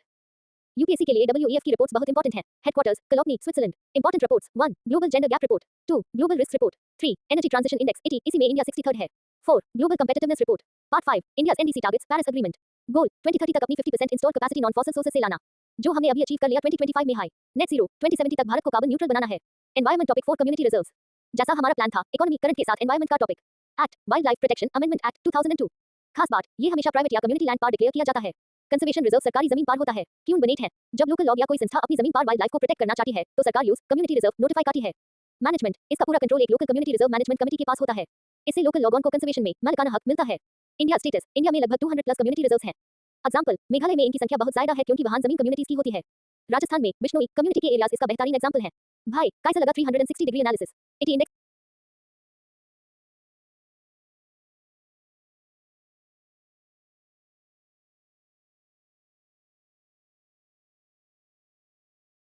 भाई बिल्कुल फाइका मैट करो। टेक्सटाइल इंडस्ट्री इंडिया की बैकबोन है। एम्प्लॉयमेंट के मामले में एग्रीकल्चर के बाद दूसरे नंबर पर। इस टॉपिक को मेन एकदम जीरो लेवल से उठूंगा ताकि आपको रिजेनरेटिव फार्मिंग और सर्कुलैरिटी जैसे भारी शब्द एकदम दिमाग में फिट हो जाएं। पहले यूनिट्स और बेस क्लियर कर लो। Textile vs apparel. टेक्सटाइल मतलब कपड़ा बनाना, स्पिनिंग, वीविंग और अपैरल मतलब बने बनाए कपड़े, गारमेंट्स। एमएमएफ मैनमेड फाइबर जो नेचुरल नहीं होता जैसे पॉलिएस्टर या नायलॉन केमिकल से बैंटर है। नेचुरल फाइबर जैसे कॉटन, रुई, जूट या silk. Part 1 current affair deep dive double explanation layer. Point 1 regenerative regen farming का कांसेप्ट। रिजेनरेटिव फार्मिंग का मतलब सिर्फ खेती करना नहीं बल्कि मिट्टी सॉइल को वापस जिंदा करना है। इस जमीन केमिकल का यूज कम होता है, मिट्टी की क्वालिटी बढ़ती है और कार्बन एमिशन कम होता है। महाराष्ट्र के औरंगाबाद में 6000 प्लस फार्मर्स इससे ज्यादा कमाए और बेहतर फसल यील्ड ले रहे हैं। पॉइंट 1 रिजेनरेटिव रेगन फार्मिंग का कांसेप्ट। रिजेनरेटिव फार्मिंग का मतलब सिर्फ खेती करना नहीं बल्कि मिट्टी सॉइल को वापस जिंदा करना है। इस जमीन केमिकल का यूज कम होता है, मिट्टी की क्वालिटी बढ़ती है और कार्बन एमिशन कम होता है। महाराष्ट्र के औरंगाबाद में 6000 प्लस फार्मर्स इससे ज्यादा कमाए और बेहतर फसल यील्ड ले रहे हैं। पॉइंट 2 ट्रेसेबिलिटी और ब्रांड क्रेडिबिलिटी। ट्रेसेबिलिटी का मतलब है कि खेत से लेकर शोरूम तक कपड़े का पूरा रास्ता ट्रैक किया जा सके। एआई और डिजिटल टूल से कस्टमर को पता चलता है कि कपड़ा कहां बना और क्या वो एनवायरमेंट फ्रेंडली है। कस्तूरी कॉटन इनिशिएटिव इंडिया को इसी क्वालिटी बेंचमार्क पार ले रहा है। पॉइंट 2 ट्रेसेबिलिटी और ब्रांड क्रेडिबिलिटी। ट्रेसेबिलिटी का मतलब है कि खेत से लेकर शोरूम तक कपड़े का पूरा रास्ता ट्रैक किया जा सके। एआई और डिजिटल टूल से कस्टमर को पता चलता है कि कपड़ा कहां बना और क्या वो एनवायरमेंट फ्रेंडली है। कस्तूरी कॉटन इनिशिएटिव इंडिया को इसी क्वालिटी बेंचमार्क पार ले रहा है। Point 3 product circularity zero waste. Circularity का मतलब है कचरे से कंचन। इंडिया दुनिया का 8.5% टेक्सटाइल वेस्ट पैदा करता है। इस वेस्ट को फेंकने के बजाय रिसाइकिल करके नया डिजाइन बनाना और यूज वापस मिट्टी में मिला देना बायोडिग्रेडेबल हाई सर्कुलर इकोनॉमी है जिससे कच्चे माल रॉ मटेरियल पर डिपेंडेंस कम हो जाती है। Point 3 product circularity zero waste. Circularity का मतलब है कचरे से कंचन। इंडिया दुनिया का 8.5% टेक्सटाइल वेस्ट पैदा करता है। इस वेस्ट को फेंकने के बजाय रिसाइकिल करके नया डिजाइन बनाना और यूज वापस मिट्टी में मिला देना बायोडिग्रेडेबल हाई सर्कुलर इकोनॉमी है जिससे कच्चे माल रॉ मटेरियल पर डिपेंडेंस कम हो जाती है। Part 2 deep static analysis and basics the atomic level. भाई यूपीएससी के लिए ये डेटा और फैक्ट्स मस्ट नो है। 1 India's cotton power the data points. Rank India दुनिया का सेकंड लार्जेस्ट कॉटन प्रोड्यूसर है, चाइना नंबर 1 है। शेयर ग्लोबल प्रोडक्शन का 24% भारत से आता है। एम्प्लॉयमेंट इस सेक्टर में 4.5 करोड़ लोग काम करते हैं। कंट्रीब्यूशन जीडीपी में अप्रोक्सीमेटली 2% और इंडस्ट्रियल प्रोडक्शन में 13%। 2 government schemes advance static PM Mitra parks 7 बड़े टेक्सटाइल पार्क्स बनाए जा रहे हैं ताकि एक हाई जगह पर स्पिनिंग, वीविंग और प्रोसेसिंग हो सके कॉस्ट कम करने के लिए। प्लीज स्कीम इसका फोकस एमएमएफ मैनमेड फाइबर और टेक्निकल टेक्सटाइल्स जैसे बुलेट प्रूफ जैकेट, एयरबैग्स पर है क्योंकि दुनिया में इनकी डिमांड ज्यादा है पर इंडिया पीछे है। कस्तूरी कॉटन ये इंडिया का पहला ब्रांड लोगो है कॉटन के लिए ताकि ग्लोबल मार्केट में पहचान बने। 3 Challengers critical analysis IIP contraction पिछले 10 साल में टेक्सटाइल मैन्युफैक्चरिंग थोड़ी कम कॉन्ट्रैक्ट हुई है जो चिंता का विषय है। चाइना प्लस 1 दुनिया अब चाइना के अलावा दूसरे देश ढूंढ रही है सप्लाई चेन डाइवर्सिटी और इंडिया के पास ये बेहतरीन मौका है। पार्ट 3 यूपीएससी प्रीलिम्स की terminologies. Regenerative agriculture soil health improve करना, बायोडाइवर्सिटी बढ़ाना, ट्रेसेबिलिटी ब्लॉकचेन या एआई का यूज करके ओरिजिन ट्रैक करना, circular economy reduce reuse recycle linear model take make dispose के खिलाफ, टेक्निकल टेक्सटाइल्स जो फैशन के लिए नहीं बल्कि फंक्शन के लिए होट है EG medical mask sports gear. Part 4 important data for mains answer writing. Target 2030 तक टेक्सटाइल सेक्टर को $350 बिलियन बनाना है। जॉब्स 3.5 करोड़ नई नौकरियां क्रिएट करनी है। FTA connect India UK FTA और ईयू फ्रेमवर्क्स ऐप सस्टेनेबिलिटी की शार्ट रख रहे हैं इसलिए ये रिफॉर्म जरूरी है। भाई मैंने आपकी रिक्वेस्ट पर एनवायरमेंट टॉपिक नहीं दिया है। आपने थैंक यू पहले हाई बोल दिया पर असली थैंक यू टैब होगा जब आप ये सारा डेटा याद करके एग्जाम में फोड़ दोगे।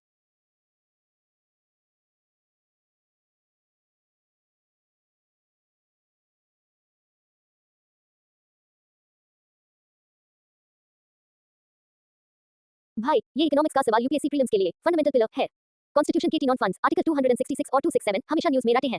इसका एटॉमिक लेवल ब्रेकडाउन करते हैं। Part 1 atomic explanation double layer. Point 1 public account की पहचान government is a banker. Public account of India article 266 2 वो जगह है जहां वो पैसा रखा जाता है जो सरकार का अपना नहीं है बल्कि जनता का है। सरकार यहाँ सिर्फ एक बैंकर या ट्रस्टी की तरह काम करती है। जैसे पीएफ का पैसा या पोस्ट ऑफिस सेविंग्स एनएससी ये पैसा एक दिन जनता को वापस करना है इसलिए ये सरकार की लायबिलिटी है। पॉइंट 1 पब्लिक अकाउंट की पहचान government is a banker. Public account of India article 266 2 वो जगह है जहां वो पैसा रखा जाता है जो सरकार का अपना नहीं है बल्कि जनता का है। सरकार यहाँ सिर्फ एक बैंकर या ट्रस्टी की तरह काम करती है। जैसे पीएफ का पैसा या पोस्ट ऑफिस सेविंग्स एनएससी, ये पैसा एक दिन जनता को वापस करना है, इसलिए ये सरकार की लायबिलिटी है। पॉइंट 2, पार्लियामेंट्री अप्रूवल का कॉन्सेप्ट। पब्लिक अकाउंट से पैसा निकलने के लिए पार्लियामेंट की परमिशन अप्रोप्रिएशन एक्ट की जरूरत नहीं होती। इसका मैनेजमेंट एग्जीक्यूटिव सरकार खुद करती है, जबकि कंसोलिडेटेड फंड से 1 रुपये भी निकलने के लिए पार्लियामेंट की मंजूरी चाहिए होती है। पॉइंट 2, पार्लियामेंट्री अप्रूवल का कॉन्सेप्ट। पब्लिक अकाउंट से पैसा निकलने के लिए पार्लियामेंट की परमिशन अप्रोप्रिएशन एक्ट की जरूरत नहीं होती। इसका मैनेजमेंट एग्जीक्यूटिव सरकार खुद करती है, जबकि कंसोलिडेटेड फंड से 1 रुपये भी निकलने के लिए पार्लियामेंट की मंजूरी चाहिए होती है। Part 2, the test same question. Q68. Citizens deposit money into national savings certificates and employees provident fund accounts. The government holds these amounts and is liable to return them with interest. These funds are held under a consolidated fund of India. B. Public account of India. C. Contingency fund of India. D. Fiscal stabilization buffer. Part 3, 360 degrees post-mortem and deep static, the three funds. UPSC के लिए ये table आपके दिमाग में होना चाहिए।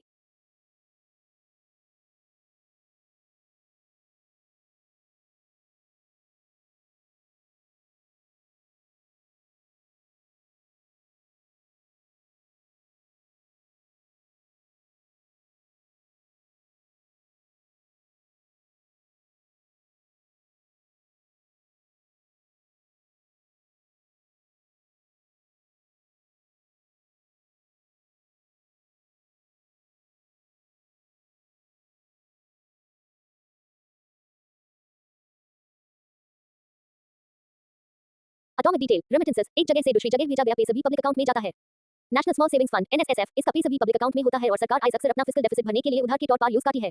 Part 4, environment topic 5 biosphere reserves A to Z detail. भाई आपने कहा था पूरी डिटेल, तो ये लो बायोस्फीयर रिजर्व्स का सबसे गहरा analysis. 1, basic concept, zero level. Biosphere reserve सिर्फ एक जंगल नहीं है, ये एक बड़ा एरिया होता है जहां इंसान, पीपल और प्रकृति, नेचर एक साथ मिलकर रहते हैं। इसका मकसद सस्टेनेबल डेवलपमेंट है। 2, structure, the three Jones. UPSC अक्सर इन तीनों जोन से फंसाता है। कौ जोन, सबसे अंदर का हिस्सा, बिल्कुल लीगल प्रोटेक्शन होती है। नेशनल पार्क, सैंक्चुरी, यहाँ कोई ह्यूमन एक्टिविटी अलाउड नहीं है। बफर जोन, कौ के चारों तरफ, यहाँ लिमिटेड एक्टिविटीज जैसे टूरिज्म, एजुकेशन और रिसर्च अलाउ होती है। ट्रांजिशन जोन, सबसे बाहर का हिस्सा, यहाँ लोकल लोग घर बनाकर रहते हैं, खेती करते हैं और रिसोर्सेज यूज करते हैं। 3, international status map program, UNESCO का man and biosphere map program 1971 में शुरू हुआ था। WNBR, जो बायोस्फीयर रिजर्व्स बहुत यूनिक होते हैं, उन्हें world network of biosphere reserves WNBR में शामिल किया जाता है। 4, इंडिया का status advance static, total biosphere reserves in India 18। UNESCO network WNBR में कितने हैं? 12, लेटेस्ट पैना MP, सबसे पहला नीलगिरी 1986, सबसे बड़ा कच्छ गुजरात, सबसे छोटा Dibru Saikhowa Assam, highest altitude Kanchenjunga Sikkim. 5, 18 biosphere reserves की list, quick scan for you. Nilgiri TN का कर 2, Nanda Devi UK 3, Nokrek Meghalaya 4, great Nicobar ANN 5, gulf of Mannar TN 6, Manas Assam 7, Sundarbans WB 8, Similipal Odisha 9, Dibru Saikhowa Assam 10, Dihang Dibang Arunachal 11, Pachmarhi MP 12, Kanchenjunga Sikkim 13, Agasthyamala कापर 13 न्यूटन 14, Achanakmar Amarkantak MP CG 15, Kutch Gujarat 16, cold desert HP 17, Seshachalam Andhra 18, Panna MP 6, importance for UPSC. Multiple designations, एक हाई बायोस्फीयर रिजर्व के अंदर कई नेशनल पार्क्स और सैंक्चुअरीज हो सकते हैं, जैसे नीलगिरी में बंदीपुर, नगरहोले, मुडुमलाई सब आते हैं। भाई कैसा लगा 360 डिग्रीज एनालिसिस? ए फ्लैट आप अपना अगला करंट अफेयर का टेक्स्ट भेजिए।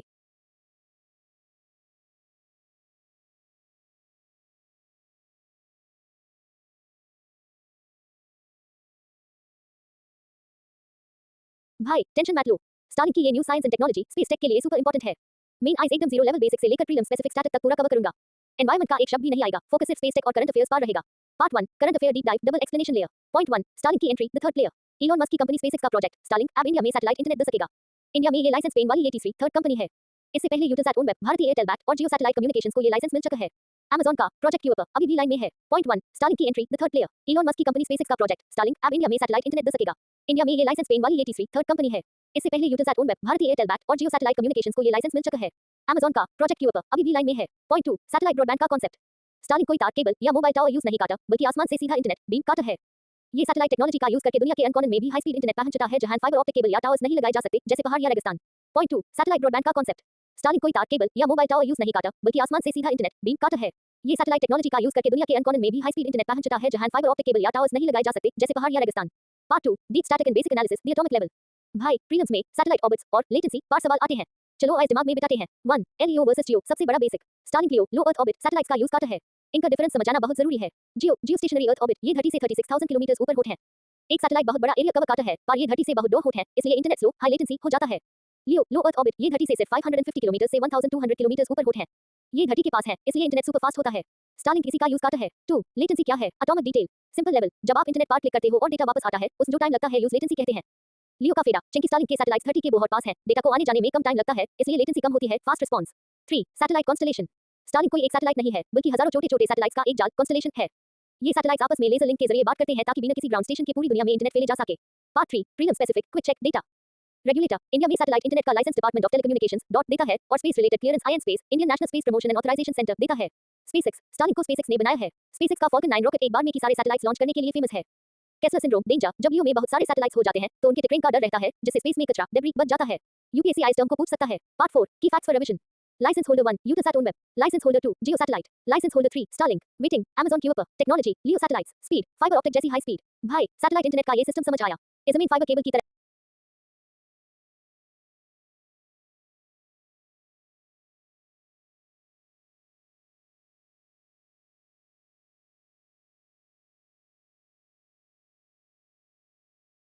भाई स्टारलिंक की ये न्यूज़ पीछे वाली न्यूज़ का हाई अगला स्टेप है। पहले use dot department of telecommunications से लाइसेंस मिला था और अब यूज इन स्पेस से टेक्निकल अप्रूवल मिल गया है। आइस एटॉमिक लेवल पार समझते हैं बिना किसी एनवायरनमेंट के जिक्र के। Part 1 current affair deep dive double explanation layer. Point 1 इन स्पेस का approval final technical hurdle. Starlink को अब I N space Indian national space promotion and authorisation centre से अप्रूवल मिल गया है। ये एक सिंगल विंडो एजेंसी है जो प्राइवेट कंपनीज को इंडिया के स्पेस रिसोर्सेज और ऑर्बिट्स यूज करने की इजाजत देती है। ये अप्रूवल डॉट के लाइसेंस के बाद दूसरा सबसे बड़ा कदम है। पॉइंट 1 इन स्पेस का approval final technical hurdle. Starlink को अब I N space Indian national space promotion and authorisation centre से अप्रूवल मिल गया है। ये एक सिंगल विंडो एजेंसी है जो प्राइवेट कंपनीज को इंडिया के स्पेस रिसोर्सेज और ऑर्बिट्स यूज करने की इजाजत देती है। ये अप्रूवल डॉट के लाइसेंस के बाद दूसरा सबसे बड़ा कदम है। पॉइंट 2 सिक्योरिटी और ओनरशिप कंसर्न। सरकार को स्टारलिंक के ओनरशिप और डेटा सिक्योरिटी को लेकर चिंता थी क्योंकि ये एक फॉरेन कंपनी है। इस वजह से इसका ऑपरेशन डिले हो रहा था। ए फ्लैट ऑथराइजेशन मिलने का मतलब है कि स्टारलिंक ने सिक्योरिटी के रूल्स मान लिए हैं और वो सेंसिटिव डेटा को इंडिया के अंदर हाई हैंडल करेगा। पॉइंट 2 सिक्योरिटी और ओनरशिप कंसर्न। सरकार को स्टारलिंक के ओनरशिप और डेटा सिक्योरिटी को लेकर चिंता थी क्योंकि ये एक फॉरेन कंपनी है। इस वजह से इसका ऑपरेशन डिले हो रहा था। ए फ्लैट ऑथराइजेशन मिलने का मतलब है कि स्टारलिंक ने सिक्योरिटी के रूल्स मान लिए हैं और वो सेंसिटिव डेटा को इंडिया के अंदर हाई हैंडल करेगा। Part 2 deep static and advance analysis the zero level basic. भाई प्रीलिम्स के लिए आपको आईएन स्पेस और जीएमपीसीएस जैसे शब्द का मतलब पता होना चाहिए। 1 इन स्पेस क्या है? The gatekeeper, full form Indian national space promotion and authorisation Centre. Basic काम, पहले इंडिया में सारा स्पेस का काम सिर्फ इसरो का था। लेकिन 2020 में आईएन स्पेस बनाया गया ताकि प्राइवेट कंपनीज जैसे स्टारलिंक या स्काईरूट को स्पेस सेक्टर में एंट्री मिल सके। स्टेटस, ये एक ऑटोनोमस एजेंसी है जो डिपार्टमेंट ऑफ स्पेस डॉस के अंदर आती है। 2 GMPCS licence the ticket, full form global mobile personal communication by satellite. Basic काम, ये licence DOT department of telecommunications देता है। बिना इसके कोई भी कंपनी सैटेलाइट के जरिए मोबाइल या इंटरनेट सर्विस नहीं बेच सकती। 3 satellite internet VS normal fibre difference. Fibre जमीन के नीचे तार बिछानी पड़ती है। बॉर्डर एरियाज या पहाड़ों पर ये इम्पॉसिबल है। सैटेलाइट सीधा सैटेलाइट से सिग्नल आता है। स्टारलिंक का मकसद डिजिटल डिवाइड को खत्म करना है, यानी जहां मोबाइल टावर नहीं वहां भी internet. Part 3 advance technical concepts for prelims. A space situational awareness ACC. जब हजारों सैटेलाइट्स कॉन्स्टलेशन ऑर्बिट में होंगे तो वो एक दूसरे से टकरा ना जाए, इस पर नजर रखना जरूरी है। इन स्पेस इसी कोऑर्डिनेशन को देखता है। B data sovereignty. सरकार की शार्ट होती है कि इंडियन यूजर्स का डेटा इंडिया के हाई सर्विस पार्ट्स होना चाहिए। Data localisation. सैटेलाइट इंटरनेट में ये एक बड़ा चैलेंज है क्योंकि सिग्नल ऊपर स्पेस में जाता है। सी गेटवे स्टेशंस। स्टारलिंक को इंडिया में ग्राउंड स्टेशंस या गेटवेज बनाने होंगे जो सैटेलाइट से सिग्नल लेकर लोकल इंटरनेट नेटवर्क से कनेक्ट करें। Part 4 key facts checklist one liners. Regulator space in space department of space. Regulator telecom dot ministry of communications. Starlink parent company SpaceX Elon Musk. Current status Starlink के पास app dot और IN space दोनों के approvals हैं। Commercial launch जल्द ही हो सकता है। भाई ये अप्रूवल मिलने का मतलब है कि अब रास्ता एकदम साफ है। स्पेस टेक में अब इंडिया की प्राइवेट मार्केट बहुत तेजी से बढ़ेगी।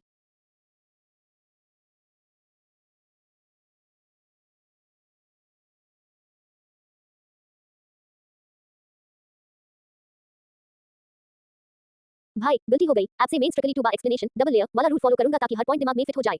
ये new telecom policy draft India के डिजिटल फ्यूचर का नया कॉन्स्टिट्यूशन है। इसका पूरा postmortem basic plus static plus advance करते हैं। Part 1 current affair deep dive double explanation layer. Point 1 vision telecom product nation. सरकार का नया मकसद इंडिया को सिर्फ एक मार्केट नहीं बल्कि एक टेलीकॉम प्रोडक्ट नेशन बनाना है। इसका मतलब है कि हम सिर्फ विदेशी टेक्नोलॉजी यूज नहीं करेंगे बल्कि खुद की telecom products routers switches 5G gear India में बनाएंगे और दुनिया को बेचेंगे। Point 1 vision telecom product nation. सरकार का नया मकसद इंडिया को सिर्फ एक मार्केट नहीं बल्कि एक टेलीकॉम प्रोडक्ट नेशन बनाना है। इसका मतलब है कि हम सिर्फ विदेशी टेक्नोलॉजी यूज नहीं करेंगे बल्कि खुद की telecom products routers switches 5G gear India में बनाएंगे और दुनिया को बेचेंगे। पॉइंट 2 कनेक्टिविटी और जॉब्स का टारगेट। ड्राफ्ट में टारगेट सेट किया गया है कि 2030 तक 90% जनता के पास 5G हो और 100% के पास 4G कनेक्टिविटी हो। साथ हाई फाइबर से जूट टावर्स को 46% से बढ़ाकर 80% करना है और इस सेक्टर में 10 लाख नई नौकरियां पैदा करनी है। पॉइंट 2 कनेक्टिविटी और जॉब्स का टारगेट। ड्राफ्ट में टारगेट सेट किया गया है कि 2030 तक 90% जनता के पास 5G हो और 100% के पास 4G कनेक्टिविटी हो। साथ हाई फाइबर से जूट टावर्स को 46% से बढ़ाकर 80% करना है और इस सेक्टर में 10 लाख नई नौकरियां पैदा करनी है। पॉइंट 3 सिक्योरिटी और क्वांटम कम्युनिकेशन। पहले के लॉफुल इंटरसेप्शन फोन टैपिंग वाले शब्द की जगह अब क्वांटम सिक्योर कम्युनिकेशंस पर जोर दिया गया है। इसका मकसद हैकिंग को नामुमकिन बनाना और एआई का यूज करके साइबर सिक्योरिटी को इतना मजबूत करना है कि बड़े अटैक्स को शुरू में हाई पकड़ा जा सके। पॉइंट 3 सिक्योरिटी और क्वांटम कम्युनिकेशन। पहले के लॉफुल इंटरसेप्शन फोन टैपिंग वाले शब्द की जगह अब क्वांटम सिक्योर कम्युनिकेशंस पर जोर दिया गया है। इसका मकसद हैकिंग को नामुमकिन बनाना और एआई का यूज करके साइबर सिक्योरिटी को इतना मजबूत करना है कि बड़े अटैक्स को शुरू में हाई पकड़ा जा सके। Part 2 deep static and advance analysis the atomic level. भाई प्रीलिम्स के लिए आपको बैकएंड टेक्निकलिटी समझनी होगी। 1 fiberisation of towers basic to advance. Basic mobile tower को बिजली के साथ-साथ डेटा की जरूरत होती है। अभी ज्यादातर टावर्स माइक्रोवेव वेव्स से जुड़े हैं जो स्लो होते हैं। एडवांस फाइबराइजेशन का मतलब है हर टावर को ऑप्टिक फाइबर केबल ओएफसी से जोड़ना। जब टावर फाइबर से जुड़ा होता है तो इंटरनेट की स्पीड और रिलायबिलिटी 10 गुना बढ़ जाती है। इंडिया का टारगेट आइस 80% तक ले जाना है। 2 quantum secure communication zero level basic traditional encryption. आजकल के पासवर्ड्स को सुपर कंप्यूटर तोड़ सकते हैं। क्वांटम सिक्योरिटी ये फिजिक्स के लॉज पर चलता है। अगर कोई बीच में मैसेज पढ़ने की कोशिश करेगा तो मैसेज अपना रूप बदल लेगा और हैकर को कुछ समझ नहीं आएगा। आइस क्वांटम की डिस्ट्रीब्यूशन QKD कहते हैं। 3 सैटेलाइट स्पिलेज और इंटरफेरेंस। बॉर्डर्स पर अक्सर दूसरे देश के मोबाइल सिग्नल्स इंडिया में आ जाते हैं या हमारे वहां चले जाते हैं। स्पिलेज नई पॉलिसी में बॉर्डर मॉनिटरिंग को इतना टाइट करने की बात है कि सिग्नल स्पिलेज से सिक्योरिटी को खतरा ना हो। पार्ट 3 यूपीएससी प्रीलिम्स स्पेसिफिक की highlights. Circular economy telecom waste पुराने फोन्स वायर्स को रिसाइकिल करके उनसे रॉ मटेरियल निकलना। 6G standardisation. इंडिया ऐप सिर्फ 6G यूज नहीं करेगा, बल्कि दुनिया में 6G के स्टैंडर्ड रूल्स कैसे होंगे आज डिस्कशन में लेकर करेगा। कार्बन फुटप्रिंट, टेलीकॉम सेक्टर का pollution, tower diesel, electronic waste 30% कम करने का लक्ष्य है। 1 मिलियन वाईफाई हॉटस्पॉट्स, प्योर देश में पब्लिक वाईफाई का जाल बिछना पीएम मनी स्कीम के अंदर। Part 4, important data checklist for revision. Year 7 साल बाद नई policy, last was 2018। Manufacturing growth 150% growth का टारगेट 2030 तक। Fiberisation target 46%, right arrow 80%। 5G target 90% population by 2030। Jobs 10 lakh 1 million. भाई ये पॉलिसी का ड्राफ्ट है, यानी सरकार ने अभी राइट कमेंट्स मांगी है। इसका सबसे बड़ा इंपैक्ट लोकल मैन्युफैक्चरिंग पर पड़ेगा, जिससे इंडिया चाइना पर अपनी डिपेंडेंस कम कर सकेगा।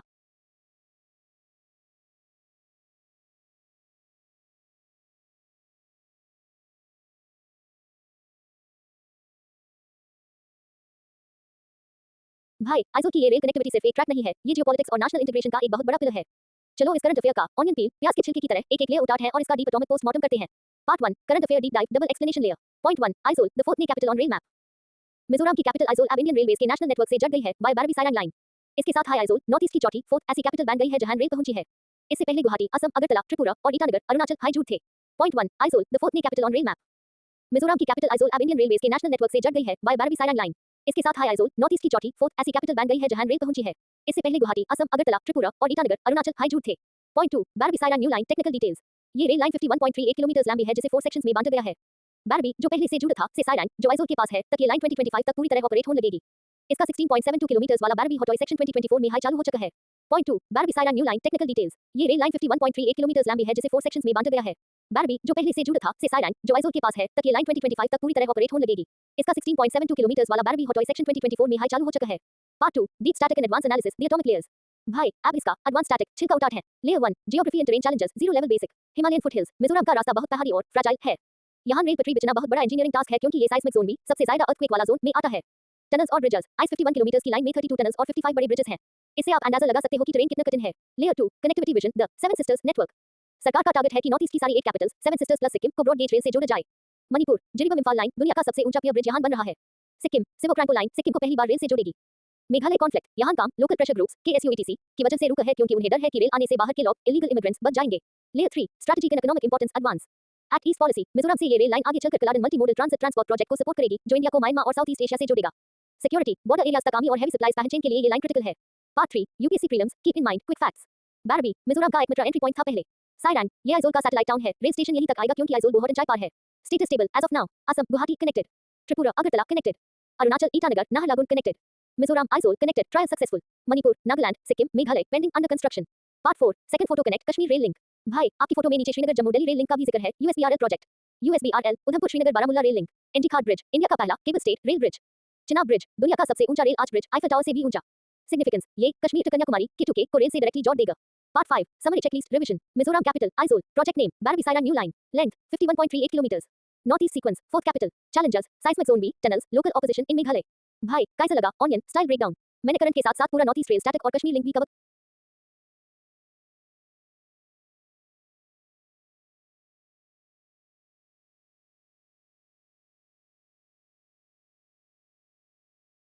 भाई USBRL Udhampur Srinagar Baramulla rail link project सिर्फ एक इंजीनियरिंग मामल नहीं है, ये इंडिया की स्ट्रैटेजिक और इमोशनल कनेक्टिविटी की सबसे बड़ी जीत है। चलो इस ऑनियन प्याज का एक एक छिलका उतारते हैं और इसका एटॉमिक पोस्टमार्टम शुरू करते हैं। Part 1, current affair deep dive double explanation layer. Point 1, first all weather connectivity K2K vision. PM Modi ने श्रीनगर जम्मू दिल्ली रेल लिंक का इनॉग्रेशन किया है जिससे कश्मीर वाली पहली बार देश के नेशनल रेल नेटवर्क से ऑल वेदर हर मौसम में जुड़ गई है। ये 272 किलोमीटर लंबी line Kashmir to Kanyakumari K2K के सपने को पूरा करती है जो पिछले 28 साल से कंस्ट्रक्शन में थी। Point 1, first all weather connectivity K2K vision. PM Modi ने श्रीनगर जम्मू दिल्ली रेल लिंक का इनॉग्रेशन किया है जिससे कश्मीर वाली पहली बार देश के नेशनल रेल नेटवर्क से ऑल वेदर हर मौसम में जुड़ गई है।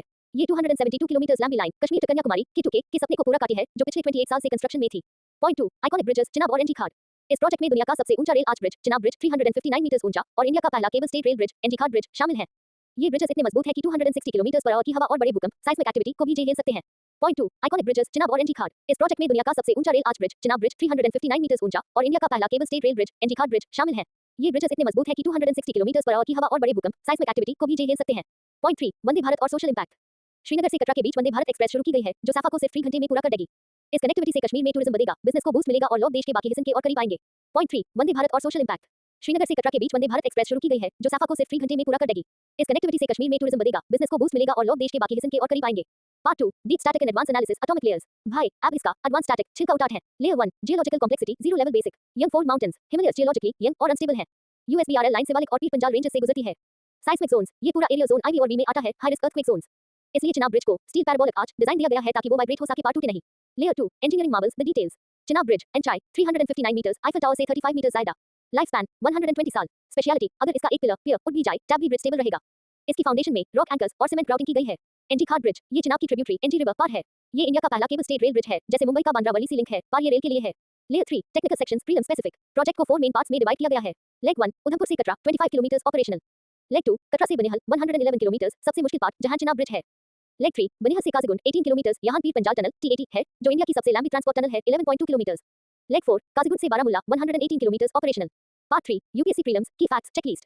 टोटल ब्रिजेस 927 ब्रिजेस हैं इस 272 किलोमीटर की लाइन में। टनल्स 38 टनल्स हैं, टोटल लेंथ का 60% से ज्यादा हिस्सा टनल्स के अंदर है।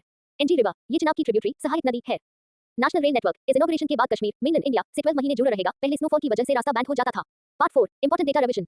Cost of Chenab bridge 1486 crore rupees. Wind speed resistance 260 kilometre per hour. Travel time reduction Katra to Srinagar ऐप से 3 to 4 घंटे। वंदे भारत। भाई, ये प्रोजेक्ट इंडिया की इंजीनियरिंग पावर का सबसे बड़ा सबूत है। प्याज के छिलके की तरह हमने इसके टेरेन, स्ट्रक्चर और कनेक्टिविटी लेयर्स को पूरा पील साफ कर दिया है। ए फ्लैट, आप अपना अगला इकोनॉमिक्स का क्वेश्चन Q69 भेजिए, हम उसके साथ हमारा एनवायरनमेंट टॉपिक 6 टाइगर रिजर्व शुरू करेंगे।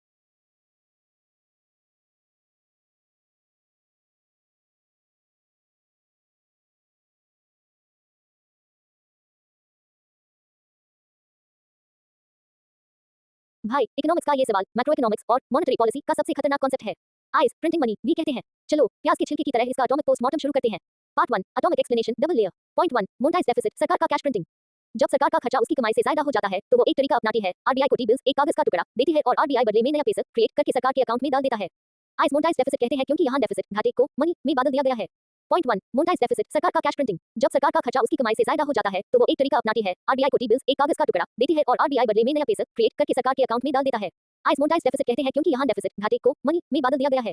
Point 2 market borrowing VS monetisation. Market borrowing में सरकार आम जनता या बैंक से पैसा उधार लेती है जो पहले से सिस्टम में है, लेकिन मोनेटाइजेशन में आरबीआई फ्रेश मनी बनाता है।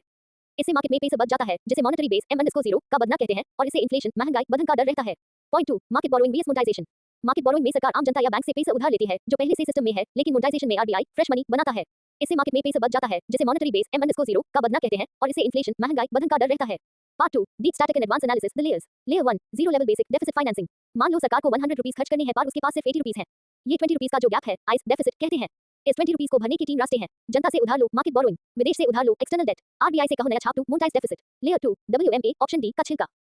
यूपीएससी यहाँ कंफ्यूज करता है। Ways and means advances WMA सिर्फ 90 डेज के लिए होता है। ये टेंपररी कैश फ्लो की प्रॉब्लम ड्रॉ करने के लिए है, डेफिसिट भरने के लिए नहीं। WMA पार सरकार को रेपो रेट के बराबर ब्याज इंटरेस्ट देना पड़ता है। Layer 3 fiscal responsibility advance level. पहले इंडिया में ऑटोमेटिक मोनेटाइजेशन होता था एड हॉक ट्रेजरी बिल्स के जरिए, लेकिन 1997 में आइस बैन कर दिया गया क्योंकि इससे महंगाई बहुत बढ़ती थी। ए फ्लैट एफआरडीएम एक्ट 2003 के मुताबिक आरबीआई डायरेक्टली सरकार से प्राइमरी मार्केट में सिक्योरिटीज नहीं खरीद सकता सिवाय कुछ इमरजेंसी कंडीशंस के। Part 3 360 degrees postmortem UPSC depth. Impact on economy, जब आरबीआई नया पैसा बनाता है तो सिस्टम में लिक्विडिटी बढ़ती है। अगर बिना प्रोडक्शन बढ़े पैसा बच जाए तो इन्फ्लेशन, महंगाई आएगी। M0 रिजर्व मनी, मोनेटाइजेशन से रिजर्व मनी बढ़ता है जिसे हाई पावर मनी भी कहते हैं। सिंगरेज, ये वो प्रॉफिट है जो आरबीआई को करेंसी छपने से होता है। Part 4 environment topic 6 tiger reserves A to Z detail. भाई, ये टॉपिक यूपीएससी का फेवरेट है, चलो इसका पूरा ऑडिट करते हैं। 1 लॉ और structure the basics. Act wild life protection act 1972 के अंडर 2006 अमेंडमेंट के बाद टाइगर रिजर्व्स डिक्लेयर किए जाते हैं। Authority NTCA national tiger conservation authority ice manage करती है। इसका चेयरमैन मिनिस्टर ऑफ एनवायरनमेंट होता है। जोनेशन, टाइगर रिजर्व में दो हिस्से होते हैं। कॉ एरिया जहां टाइगर रहते हैं, इनवायलेट एरिया। बफर एरिया, कॉ के बाहर का एरिया जहां टाइगर और इंसान लिमिटेड साथ रह सकते हैं।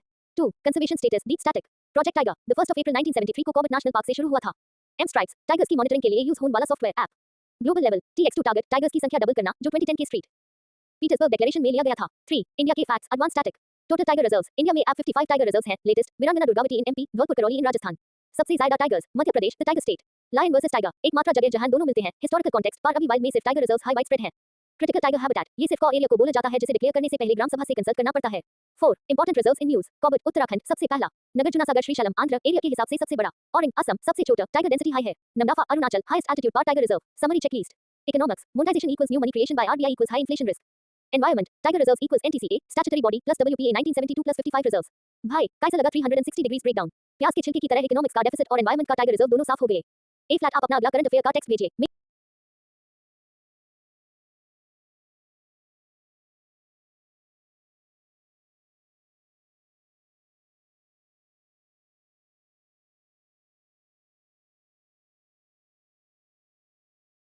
भाई, Amrit Bharat station scheme ABSS Indian railways के इतिहास का सबसे बड़ा मेकओवर प्लान है। इसका मकसद स्टेशंस को सिर्फ ट्रेन पकड़ने की जगह नहीं बल्कि एक मॉडर्न सिटी सेंटर बनाना है। चलो प्याज के छिलके या अंडे के छिलके की तरह इसका एटॉमिक पोस्टमार्टम शुरू करते हैं और हर एक लेयर को डबल लेयर एक्सप्लेनेशन के साथ समझते हैं।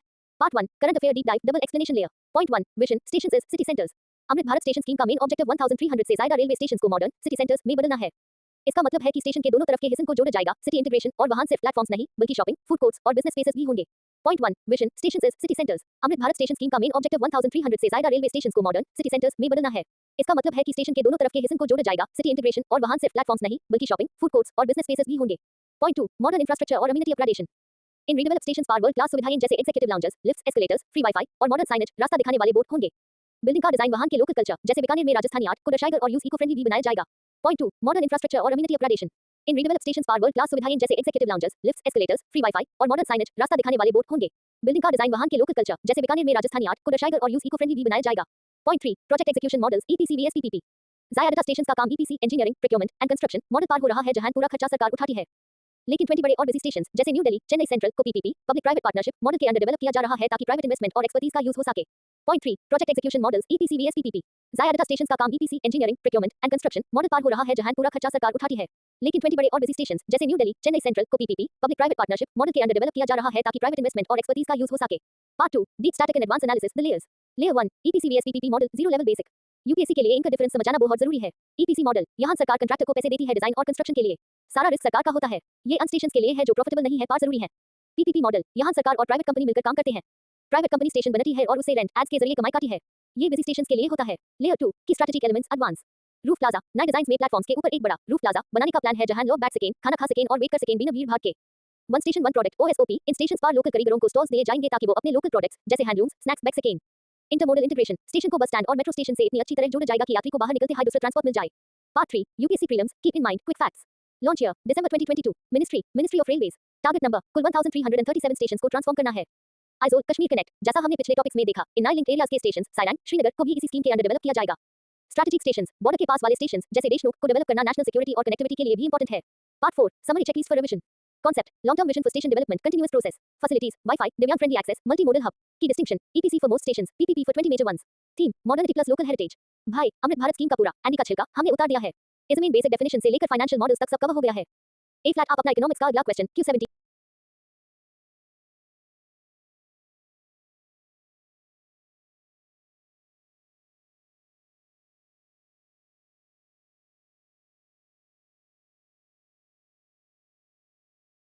भाई आईआरसीटीसी का ये डिजिटल ओवरहॉल और एंटीबॉट सिस्टम इंडियन रेलवेज के लिए एक सर्जिकल स्ट्राइक जैसा है। तत्काल टिकट की ब्लैक मार्केटिंग को रोकने के लिए ये कदम उठाए गए हैं। चलो प्याज के छिलके की तरह इसका एटॉमिक पोस्टमार्टम शुरू करते हैं और हर एक लेयर को डबल लेयर एक्सप्लेनेशन के साथ समझते हैं। Part 1 current affair deep dive double explanation layer. Point 1 digital overhaul और एंटीबॉट सिस्टम। आईआरसीटीसी ने अपने टिकटिंग इंफ्रास्ट्रक्चर को पूरी तरह बदलने का फैसला किया है ताकि तत्काल बुकिंग के वक्त वेबसाइट क्रैश ना हो। इसके लिए एक एंटीबॉट सिस्टम लगाया गया है जिसने लगभग 2.5 करोड़ ऐसे फेक सस्पेक्ट यूजर आईडीज को बैन कर दिया है जिन्हें एजेंट्स टिकट्स बल्क में बुक करने के लिए यूज करते थे। पॉइंट 1 डिजिटल ओवरहॉल और एंटीबॉट सिस्टम। आईआरसीटीसी ने अपने टिकटिंग इंफ्रास्ट्रक्चर को पूरी तरह बदलने का फैसला किया है ताकि तत्काल बुकिंग के वक्त वेबसाइट क्रैश ना हो। इसके लिए एक एंटीबॉट सिस्टम लगाया गया है जिसने लगभग 2.5 करोड़ ऐसे फेक सस्पेक्ट यूजर आईडीज को बैन कर दिया है जिन्हें एजेंट्स टिकट्स बल्क में बुक करने के लिए यूज करते थे। पॉइंट 2 परफॉर्मेंस बूस्ट और ऑथेंटिकेशन। वेबसाइट की स्पीड बढ़ाने के लिए कंटेंट डिलीवरी नेटवर्क सीडीएन का यूज किया गया है और टिकट बुकिंग के तुरंत बाद आधार वेरिफिकेशन को मैंडेटरी कर दिया गया है। इससे ये पक्का होगा कि टिकट असली यात्री के लिए हाई बुक हुई है और कोई सिस्टम का गलत फेरा नहीं उठा रहा। पॉइंट 2 परफॉर्मेंस बूस्ट और ऑथेंटिकेशन। वेबसाइट की स्पीड बढ़ाने के लिए कंटेंट डिलीवरी नेटवर्क सीडीएन का यूज किया गया है और टिकट बुकिंग के तुरंत बाद आधार वेरिफिकेशन को मैंडेटरी कर दिया गया है। इससे ये पक्का होगा कि टिकट असली यात्री के लिए हाई बुक हुई है और कोई सिस्टम का गलत फेरा नहीं उठा रहा। पॉइंट 3 एजेंट्स पर लगम तत्काल रिस्ट्रिक्शंस। ऑथराइज्ड एजेंट्स को तत्काल विंडो खुलने के पहले 30 मिनट्स तक बुकिंग करने से रोक दिया गया है। इसका मकसद आम जनता कॉमन पैसेंजर्स को इक्विटेबल चांस देना है ताकि वो एजेंट से पहले अपनी सीट कंफर्म कर सकें। पॉइंट 3 एजेंट्स पर लगम तत्काल रिस्ट्रिक्शंस। ऑथराइज्ड एजेंट्स को तत्काल विंडो खुलने के पहले 30 मिनट्स तक बुकिंग करने से रोक दिया गया है। इसका मकसद आम जनता कॉमन पैसेंजर्स को इक्विटेबल चांस देना है ताकि वो एजेंट से पहले अपनी सीट कंफर्म कर सकें। Part 2 deep static and advance analysis the layers. Layer 1 content delivery network CDN zero level basic. UPSC SNT के लिए ये कॉन्सेप्ट बहुत इंपॉर्टेंट है। बेसिक मान लो आईआरसीटीसी का मेन सर्वर दिल्ली में है। अगर चेन्नई का कोई बंदा लॉगिन करेगा तो डेटा आने में देरी होगी लेटेंसी। एडवांस सीडीएन क्या करता है वो वेबसाइट का एक कॉपी दुनिया भर के अलग अलग लोकल सर्विस नोड्स पर रख देता है। जब आप लॉगिन करते हो तो डेटा आपके सबसे पास वाले सर्वर से आता है जिससे वेबसाइट सुपर फास्ट चलती है। लेयर 2 बॉट्स और captcha the tech war. Bots ये ऑटोमेटेड सॉफ्टवेयर होते हैं जो इंसान से 100 गुना तेजी से फॉर्म भर देते हैं। Antibot tech a flat IRCTC AI का यूज कर रहा है जो माउस के मूवमेंट और क्लिकिंग स्पीड से पहचान लेता है कि यूजर इंसान है या मशीन।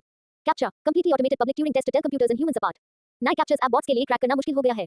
लेयर 3 आईआरसीटीसी की organisational structure static. Established 1999 ministry of railways के अंडर। मिनी रत्ना कैटेगरी आई ये एक पीएसयू है जो टिकटिंग, केटरिंग और टूरिज्म संभालती है।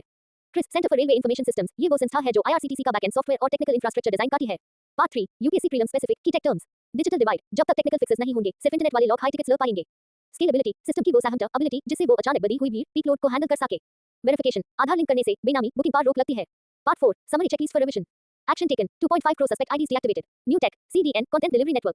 Rule change. Agents bar for first 30 minutes of Titcall. Verification. Immediate Aadhaar verification post booking. Core issue. Demand vs supply gap. Need more trains. Tracks. भाई IRCTC का पूरा प्याज का छिलका उतार दिया है.